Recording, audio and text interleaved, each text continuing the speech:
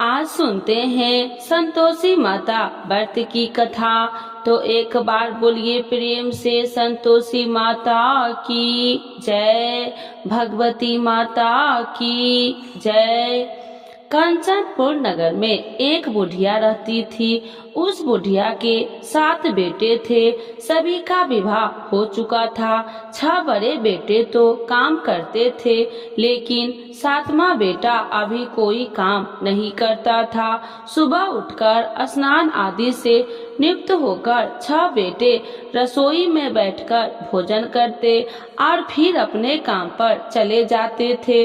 बुढ़िया उन बेटे को अपने हाथ से खीर, पूरी, हलवा आदि बढ़िया बढ़िया व्यंजन बनाकर खिलाती थी। 7वां बेटा खूब धूप निकलने पर बिस्तर से उठता था, फिर स्नान करके भोजन के लिए रसोई में जाता था।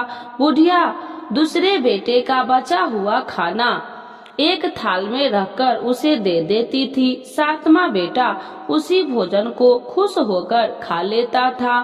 भोजन करके वह घर से निकल जाता और अपने दोस्तों के साथ घूमता फिरता। इस तरह मौज मस्ती से उसके दिन व्यतीत हो रहे थे। उसकी पत्नी बार बार उससे कोई काम करने के लिए कहती थी, लेकिन वह हंसकर कहता था, अरे तुम बार बार क्यों काम करने के लिए कहती हो?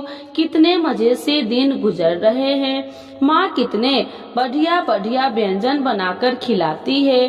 तब उसकी पत्नी क्रोधित होकर कहती है, माँ तुम्हें बढ़िया बढ़िया व्यंजन बनाकर नहीं खिलाती, बल्कि सबका बचा हुआ जूठा भोजन खिलाती है। यदि तुम्हें मेरी बात पर विश्वास न हो तो किसी दिन छिपकर स्वयं अपनी आँखों से देख लेना। अपनी पत्नी की बात पर उसे यकीन न था, लेकिन एक दिन इस बात की सच्चाई जानने का निर्णय करने का वह सिर दर्द का बहाना बनाकर एक चादर ओढ़कर रसोई घर में ही सो गया। थोड़ी देर के बाद उसकी माँ ने अपने बेटे को खीर, पूरी, हलवा आदि बनाकर खिलाए। भोजन के बाद उन्हें लड्डू खाने को दिए। भोजन करके वे अपने काम पर चले गए। उनके जाने के बाद बुढ़िया ने उनकी थाली में बचे भोजन को एक थाली में रखा। बचे हुए लड्डुओं के टुकड़ों को एकत्र करके दोबारा लड्डू बनाए। उसके बाद बुढ़िया ने 7वें बेटे को भोजन करने के लिए कहा।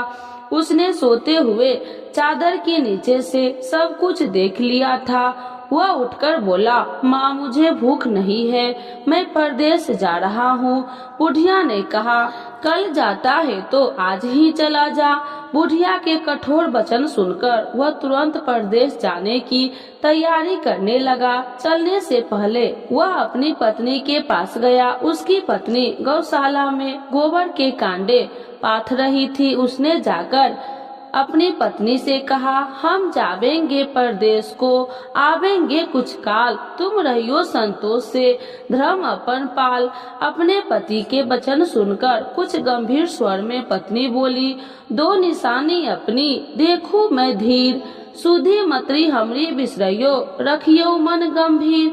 अपनी पति के वचन सुनकर वह बोला, मेरे पास निशानी के लिए बस यह एक अंगूठी है, इसे अपने पास रख लो, लेकिन अब तुम भी अपनी कोई निशानी मुझे दे दो, ताकि परदेश में उस निशानी को देखकर तुम्हें याद कर सकूं। अपने पति की बात सुनकर वह बोली, नाथ मेरे पास निशानी के लिए कुछ भी नहीं है। कुछ सोचकर उसने गोबर के हाथ से उसकी पीठ पर छाप लगा दी।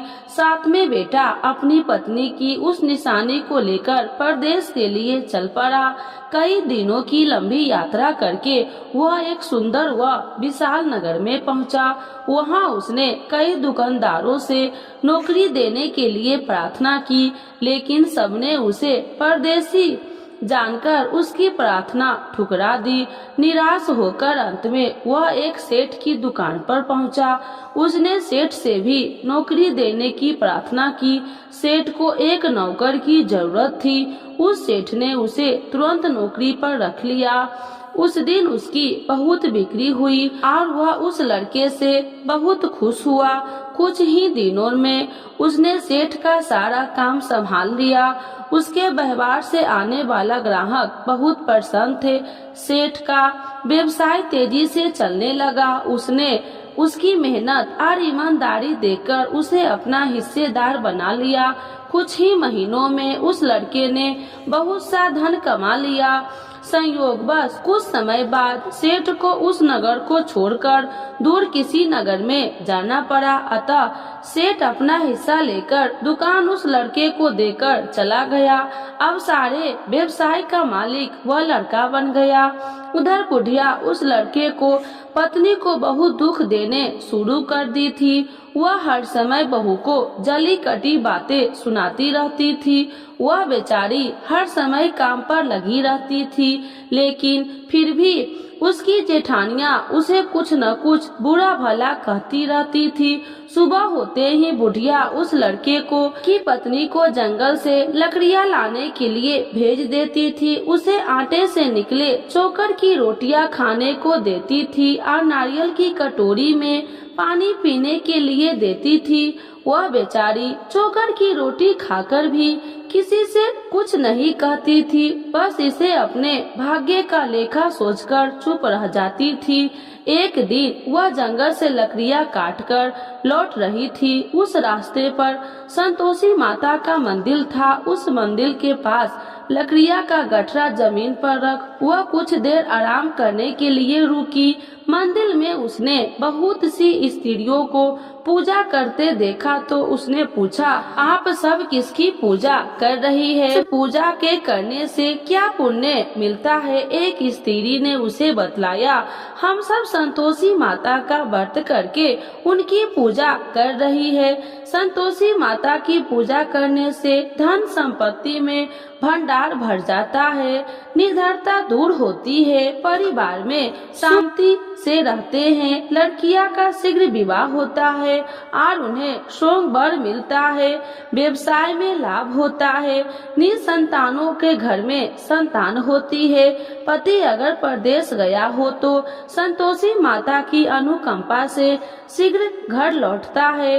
न्यायालय में कोई मुकदमा चल रहा हो तो उसमें जीत होती है, धन संपत्ति में बढ़ोतरी होती है, पारिवारिक कलेश नष्ट होती है, व्रत करने वाले स्त्री पुरुष को संतोष मिलता है, सभी मनोकामनाएं पूरी होती है। स्त्रियों से माता के व्रत के बारे में इतना सुनकर उसने व्रत करने की विधि भी पूछी। तब एक बूढ़ी स्त्री ने उसे बताया, संतोषी माता का व्रत करके गुड़ और चने का प्रसाद बांटकर स्वयं भी प्रसाद ग्रहण करना कभी नहीं भूलना।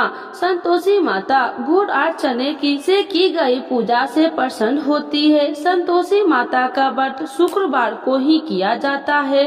शुक्रवार को सूर्योदय से पहले उठे, स्नान आदि से निवृत्त होकर संतोषी माता के मंदिर में जाकर पूजा करके व्रत कथा सुननी चाहिए। मंदिर में न जा सको तो घर के किसी कमरे में संतोषी माता की मूर्ति या चित्र रखकर छोटा सा मंदिर बनाकर पूजा करनी चाहिए। व्रत करने वाले व्यक्ति को उस दिन कोई भी खट्टी चीज या खट्टा फल नहीं खाना चाहिए।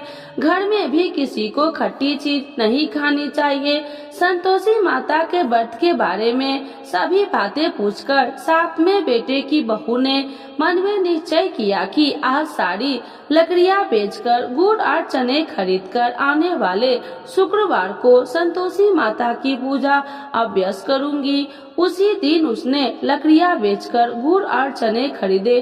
शुक्रवार को सूर्योदय से पूर्व उठकर उसने स्नान आदि किया। फिर एक कलश में स्वच्छ व ताजा जल भरकर चने और गुड़ के साथ जंगल की ओर चल पड़ी।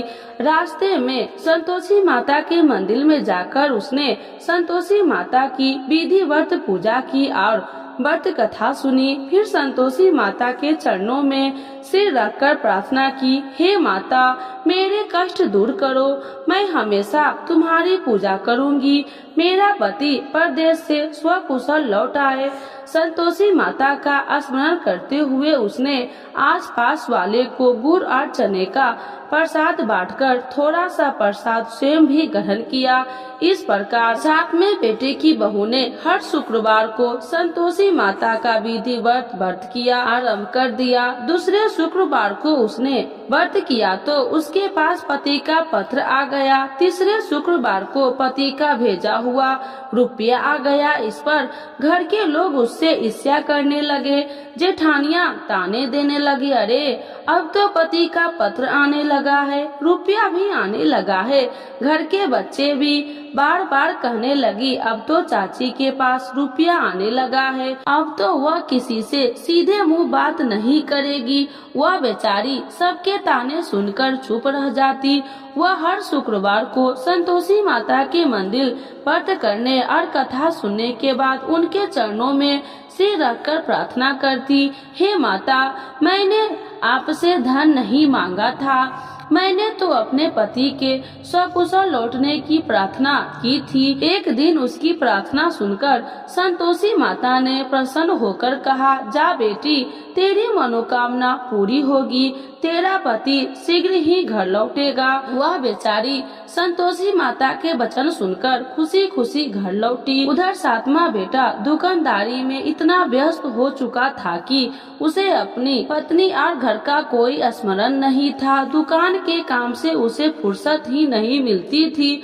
संतोषी माता उस बेटे की इतनी व्यस्तता देखकर बहुत परेशान हुई। तब बहुत सोचकर संतोषी माता ने उसे बेटे को स्वप्न में दर्शन देकर कहा, धानी साहूकार सो रहा है या जाग रहा है? वह बोला, हे माता, मैं जाग ही नहीं रहा और सो भी नहीं रहा, आप मेरे लिए आज्ञा करें। संतोषी माता ने कहा, तूने परदेश में आकर इतना धन कमाया, पर क्या तुझे अपनी पत्नी का कुछ भी स्मरण नहीं है? उसने कहा, हे माता, मुझे अपनी पत्नी को तो स्मरण है, लेकिन इस दुकान से कहीं जाने का मुझे अवकाश नहीं मिलता है। अब देखो ना, सारा रुपया व्यवसाय में लगा हुआ है। जब तक सारा रुपया वापस नहीं आ जाता, मैं अपने घर कैसे जा सकता हूँ? संतोषी माता ने कहा, कल सुबह उठकर संतोषी माता का नाम लेकर मंदिर में घी का दीपक जलाकर पूजन करना और फिर दुकान पर जाकर संतोषी माता के नाम का दीपक जलाकर प्रणाम करके काम शुरू करना। शाम होते होते उधार दिया धन लौट आएगा। इतना कहकर संतोषी माता उसके स्वप्न से अंतर ध्यान हो गई। सुबह उठकर उसने अपने मित्रों से स्वप्न की बात कही। वे सब उसका मजाक उड़ाने लगे, लेकिन उसका मन नहीं माना। उसने संतोषी माता पर पूरा विश्वास करके मंदिर में जाकर घी का दीपक जलाया। दुकान पर भी दीपक जलाकर संतोषी माता का स्मरण करके काम शुरू किया। उस दिन संतोषी माता की अनुकंपा से सचमुच चमत्कार हो गया। उधार सामान ले गए लोग जल्दी जल्दी रुपया लौटाने आने लगे। देखते ही देखते रुपया का ढेर लग गया। शाम तक सारा धन लौट आया। दुकान का सारा सामान भी हाथों हाथ बिक गया। तब संतोषी माता को नमस्कार करके वह अपने घर लौटने की तैयारी करने लगा। उधर साथ में बेटे की पत्नी प्रतिदिन की तरह जंगल से लकड़ियां काटकर घर की ओर लौट रही थी। लकड़ियां का बोझ अधिक होने के कारण उसने मंदिर के पास गठरा उतारकर मंदिर के चबूतरे पर बैठकर थोड़ा सा विश्राम किया। फिर उसे दूर से धूल उड़ती दिखाई दी। उसने संतोषी माता से पूछा, हे माता, आज यह धूल कैसी उड़ रही है? माँ ने प्रसन्न होते हुए कहा, आज तुझे तेरी पूजा का फल मिलेगा। तेरा पति परदेश से लौट रहा है, यह धूल उसके लौटने से उड़ रही है। अब तू इन लकड़ी के 3 हिस्से कर, एक हिस्सा नदी के किनारे रख, दूसरा हिस्सा मंदिर में रख दे और तीसरे हिस्से को सिर पर रखकर घर ले जा। तेरा पति लकड़ियां देखकर रुकेगा, लकड़ियां जलाकर भोजन बनाकर खाएगा और फिर घर जाएगा।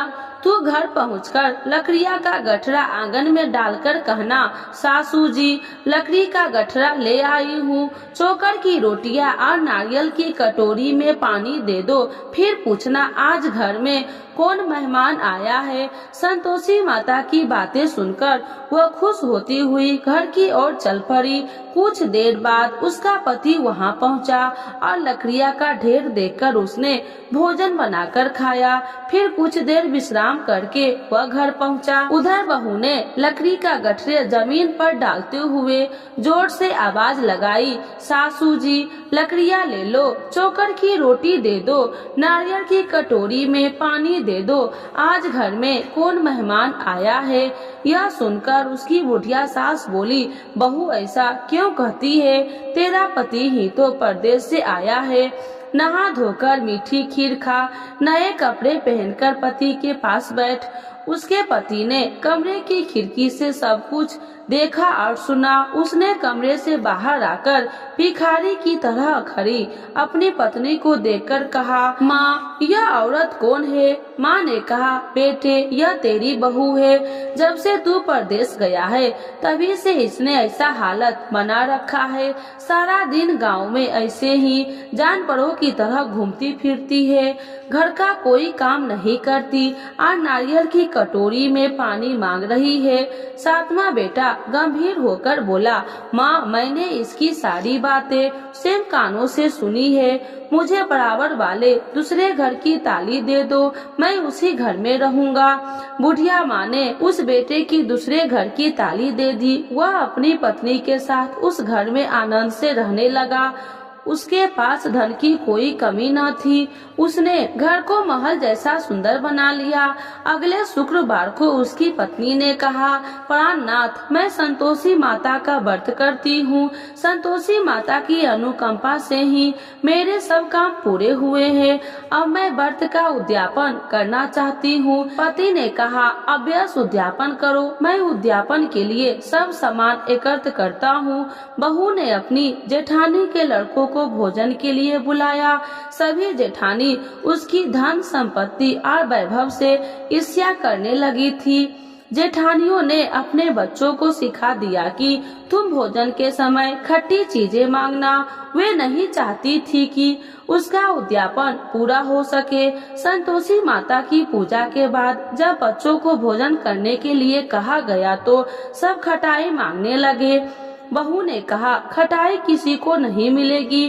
तब सभी बच्चे उससे पैसे मांगने लगे। बहू उसकी बुरी भावना के बारे में कुछ नहीं जानती थी। उसने बच्चे को पैसे दे दिए। बच्चे दौड़ते हुए बाजार में गए और इमली लेकर खाने लगे। बच्चे को पैसे देने और उनकी इमली खाने से संतोषी माता क्रोधित हो गई। उनके प्रकोप से उसी समय राजा के सैनिक सातवें बेटे की दुकान पर पहुंचने और उसे पकड़कर ले गए। भोली बहू रोने लगी। जेठानियां ताने देने लगी, अरे बेईमानी से कमाकर धन लाया था, इसीलिए राजा के सैनिक पकड़कर ले गए। अब बंदीगिरी में रहना पड़ेगा, साथ ही राजा सारा धन भी छीन लेगा। सातवें बेटे की बहू रोती हुई संतोषी माता के मंदिर में गई। उनके चरणों में सिर रखकर प्रार्थना करने लगी, हे संतोषी माता मुझसे कौन सी भूल हो गई, आपने किस अपराध की इतनी बड़ी सजा दी है। संतोषी माता ने तुरंत प्रकट होकर कहा, बेटी तूने उद्यापन में बच्चे को पैसे देकर बहुत बड़ी भूल की है। उन पैसों से बच्चों ने खटाई खाकर तेरे व्रत को नष्ट कर दिया। बहू रोते रोते बोली, माँ मुझे क्षमा कर दो, मैं बच्चों की बातों में यह सब भूल गई थी। अब मैं दोबारा उद्यापन करूंगी, अब कोई भूल नहीं करूंगी। संतोषी माता ने कहा, जब तू दोबारा विधिवत उद्यापन करेगी तो तेरी मनोकामनाएं अवश्य पूरी होगी। मंदिर से घर लौटते हुए रास्ते में उसे उसका पति वापस आता हुआ मिल गया। बहू ने पूछा, राजा के सैनिक आपको क्यों पकड़ कर ले गए थे। वह हंसते हुए बोला, मैंने इतना धन कमाया था, उसका कर टैक्स नहीं दिया था, इसलिए राजा ने मुझे बुलाया था। अगले शुक्रवार को उद्यापन के लिए बहू ने लड़के को भोजन के लिए बुलाया। उधर जेठानियों ने पुनः अपने लड़कों को भोजन में खटाई मांगने के लिए सिखा दिया। संतोषी माता की पूजा के बाद गुड़ और चने का प्रसाद बांटकर बहू ने स्वयं भी प्रसाद ग्रहण किया। बच्चे को जब भोजन के लिए बैठाया और खीर पूरी हलवा खाने के लिए कहा गया तो वे बोले, हमें खीर हलवा अच्छा नहीं लगता, हमें तो खट्टी चीजें खाने को दो। बहू ने कहा, किसी को खट्टी चीजें खाने को नहीं मिलेगी और मैं तुम्हें पैसे भी नहीं दूंगी। खीर पूरी हलवा खाना है तो खाओ। बच्चे नहीं माने तो उसने उन बच्चे को भगाकर ब्राह्मण के बच्चे को बुलाकर भोजन करवाया। दक्षिणा में उस बच्चे को मीठे फल खाने को दिए। उसके उद्यापन से संतोषी माता बहुत प्रसन्न हुई। उनकी अनुकंपा से बहू शीघ्र ही गर्भवती हुई। 10वें महीने में उसने एक सुंदर पुत्र को जन्म दिया। बहू प्रतिदिन उस बेटे को लेकर संतोषी माता के मंदिर में जाने लगी। कुछ दिनों के बाद संतोषी माता ने सोचा, मैंने इसे जीवन के सभी सुख दिए हैं, अब इसकी परीक्षा लेकर देखती हूँ। यह सोचकर संतोषी माता ने एक बुढ़िया का रूप धारण किया और लाठी टेकती हुई बहू के घर पहुँची। बुढ़िया के सारे शरीर पर मक्खियाँ भिनभिना रही थी। उसे देख सारे मुंह सिकराने लगे। बुढ़िया ने जाकर दरवाजा खटखटाया तो बहू की सास ने दरवाजा खोला और उसे देखते ही जोर से चिल्लाई, अरे लड़को, इस गंदी बुढ़िया को भगाओ, मुझे तो ये कोई चुड़ैल नजर आ रही है, इसे भगाओ, नहीं तो यह किसी को खा जाएगी। लड़के उठकर भागे और उन्होंने अपने घर के दरवाजे और खिड़की बंद कर ली। छोटी बहू बराबर वाले घर की खिड़की से उस बुढ़िया को देख रही थी। उसने जल्दी से दरवाजा खोला और बुढ़िया के पांव छूकर अपने घर में ले गई। सास ने उसे रोका तो बहू बोली, आज तो बहुत खुशी का दिन है, मेरी संतोषी माता मेरे घर आई है। छोटी बहू का बेटा दूध पीने के लिए रो रहा था। बहू ने उसे दूध भी नहीं पिलाया और संतोषी माता की सेवा में व्यस्त हो गई।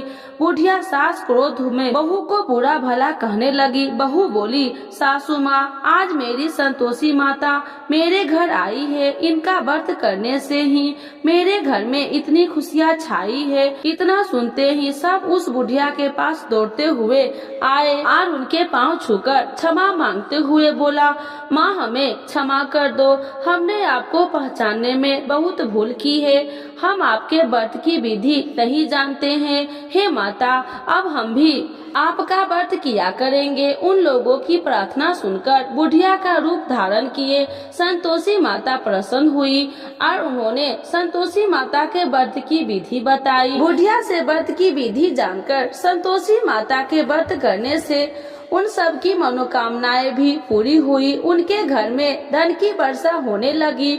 बुढ़िया के सभी बेटे का व्यवसाय खूब तेजी से चलने लगा। धन संपत्ति के भंडार भरने लगे।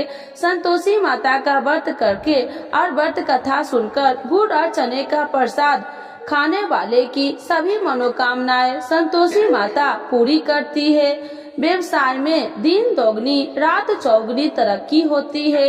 निसंतानों स्त्री को पुत्र की प्राप्ति होती है और संतोषी माता का विधि व्रत करने वाले कुमारी कन्याओं को मनचाहा सुंदर और स्वयं वर मिलता है। तो एक बार बोलिए प्रेम से, संतोषी माता की जय, भगवती माता की जय।